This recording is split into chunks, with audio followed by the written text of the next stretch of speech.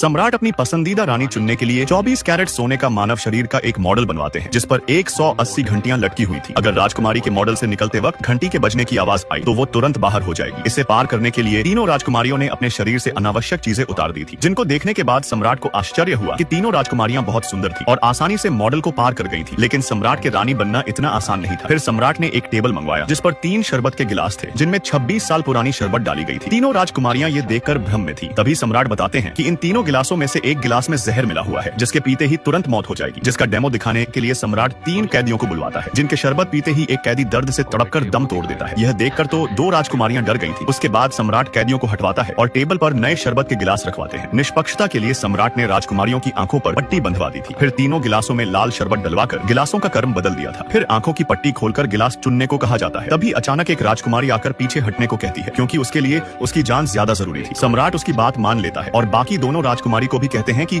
अगर वो भी हटना चाहती है तो वो जा सकती है। लेकिन दोनों राजकुमारियां समझदार थी क्योंकि अब पीछे हटना रानी का पद छोड़ना था, इसलिए वो जारी रखने का फैसला करती है। मिस्र की राजकुमारी ने बिना हिचके एक गिलास उठाकर पी लिया था और वो बिल्कुल ठीक थी। काहिरा की राजकुमारी घबराई हुई थी क्योंकि 2 गिलासों में से एक में जहर था। वो लंबे समय तक सोचने के बाद एक गिलास उठा लेती है, लेकिन जैसे ही वो गिलास को मुंह के पास लाई तो उसने भी हार मान ली थी। तभी अचानक मिस्र की राजकुमारी दूसरा गिलास उठाकर सबके सामने उसे भी पी जाती है, जिसे देख सब सोचने लगे थे कि वो पागल हो गई है। लेकिन तभी उसने तीसरा गिलास भी एक सांस में पी लिया था। अजीब बात यह थी कि मिस्र की राजकुमारी बिल्कुल ठीक थी। दरअसल सम्राट ने शरबत में कुछ नहीं मिलाया था। यह सब एक साहसी रानी बनने की परीक्षा थी जिसमें मिस्र की राजकुमारी पास हो जाती है और अंत में अपनी सुंदरता और साहस से रानी बनने का पद जीत लेती है।